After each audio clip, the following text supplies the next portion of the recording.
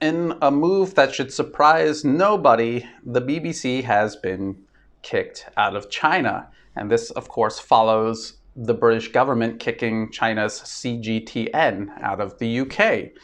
Now, this is from RT. BBC World News banned from broadcasting in China as London-Beijing media war heats up. And the reason given was that the BBC violated the requirements that news should be truthful and fair, harmed China's national interests, and undermined China's national unity. And this RT article says the reports in question likely refer to the BBC's coverage of China's Xinjiang province. Let me explain real quick what's going on in Xinjiang in western China. The US, Turkey, Saudi Arabia, and a few others carried out a campaign to radicalize a minority of the Uyghur population in Xinjiang. These are Muslims who live in western China. Now, China has Muslims who live, different groups of Muslims who live all over the country, and none of them cause any problems. It was this group of extremists amongst a much larger population of Uyghurs that was creating problems. They were carrying out very real and deadly terrorism.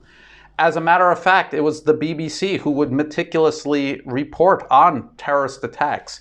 You could read BBC articles where they would list all the attacks that took place in just 1 year. And you could see how grisly this violence was, how big of a problem it was. And it wasn't just confined to Xinjiang, it was all over China. There was this vicious attack at the Kunming railway station, okay? So China obviously had a problem that they had to solve. They went into Xinjiang and they carried out security operations. They detained extremists and their sympathizers. Yes, they put them in camps where they were being deprogrammed. They were extremists who were brainwashed to want to just kill anybody. And they're being deprogrammed so that they can be constructively reintegrated into society like everybody else. They can work and live their life in society. And if it looks like they can't be deprogrammed, well, then they're in a safe place where they're not going to be hurting anybody. Think about that and think about how now the BBC and the US media are trying to portray China as carrying out some sort of genocide against the Muslim population of Xinjiang when they know full well of the terrorist threat because they used to report on it, and when they probably realize that it was the US and its allies who helped radicalize them in the first place. Just think of how cynical that is. Think about what the BBC is doing. Okay, that's not journalism. That's not even bad journalism. That is very deliberate, insidious propaganda. And it is doing exactly what China accused them of. Undermining China's national unity, harming China's national interests. And I think that's actually an understatement. And of course, the BBC says they're disappointed, and we could go to this article. BBC disappointed with Chinese ban, insists it reports stories fairly. And it comes down here. They say they're the world's most trusted international news broadcaster, and they report all their stories fairly, impartially, and without fear or favor. We know that's an absolute lie. How do we know that's an absolute lie? Well, first of all, the world's most trusted international news. People might trust you, but that doesn't mean that you're an honest person. That means you've convinced them to trust you. It doesn't necessarily mean that you deserve that trust. And the BBC spends millions and millions of dollars on marketing to get people to recognize their brand and to convince them that they are trustworthy, that they're legitimate journalism. But of course, let's take a look at this Guardian article from 2003. Study deals a blow to claims of anti-war bias in BBC News. The corporation displayed the most pro-war agenda of any broadcaster. The war in Iraq. The US-UK invasion of Iraq in 2003 was one of the worst, if not the worst, crime against humanity of the 21st century. Hundreds of thousands killed, millions of lives ruined, and the country to this day is suffering because of that. And the US to this day has troops illegally occupying Iraqi territory. They've been told to leave by the government and they refuse to. This is a crime against humanity that the BBC played a direct role in helping perpetrate. So no, they're not fair, they're not impartial, they're not without fear, or maybe they're without fear of the consequences of what they're doing, but definitely not without favor. British state media engaged in some of the worst lies, engaged in abetting some of the worst crimes against humanity of the 21st century. That's what the BBC is.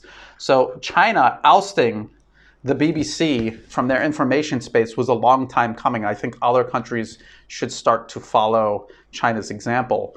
And better yet, other countries should cite the UK's own Ofcom, Office of Communications. Look at their standards, use their standards, and apply them to the BBC. And you could throw the BBC out of your country tomorrow. And you could take Ofcom's own standards and throw them in the British government's face and say, these are your standards that we're using to remove the BBC from our information space. And if Ofcom is for real, Ofcom should have done something about the BBC a long time ago, because it's very clear what they're doing. Actually, what they use Ofcom for is to whitewash the BBC and use against organizations like China's CGTN. Can you find any example of CGTN doing what the BBC did in regards to the war in Iraq? Can you find an example of CGTN lying about something like the BBC is lying about the Uyghur crisis in Xinjiang, where one year they're reporting about what's really happening, extremism, violent terrorism, and then years later pretending like the Chinese government has no reason to be detaining people and being concerned about extremism? So this is going to probably continue going on. I'm going to stop the video right here, and we're probably going to revisit this as this tit for tat continues back and forth between the UK and China. I think other countries are going to start taking the threat of Western media seriously. They're going to stop lying to themselves that these journalists just don't fully understand what's happening, and their poor representation of events is, they just don't understand what's happening. Maybe if we could explain it to them, they'll understand. No, they are lying deliberately, and the only way to deal with it is to create your own media, to introduce balance to the narrative, and if all else fails, throw them out of your country. If they're operating in your country on a journalist visa or under journalist credentials, but they're not doing journalism, they're doing propaganda, public relations, lobbying, political interference on behalf of a foreign government, then why are they given these visas? Why are they allowed to operate under these credentials? It makes no sense. So this is a problem that definitely needs to be solved. We'll keep talking about this. To my Patreon patrons who make these videos possible, thank you very much for that support. Please like and share the video if you thought it was useful. Please think about subscribing to my channel. It helps the channel grow, and it's totally free to do. And to everyone everywhere helping me in absolutely every way, thank you so much for that support. I could not do this without that support. Thank you so much. And as always, thank you for watching.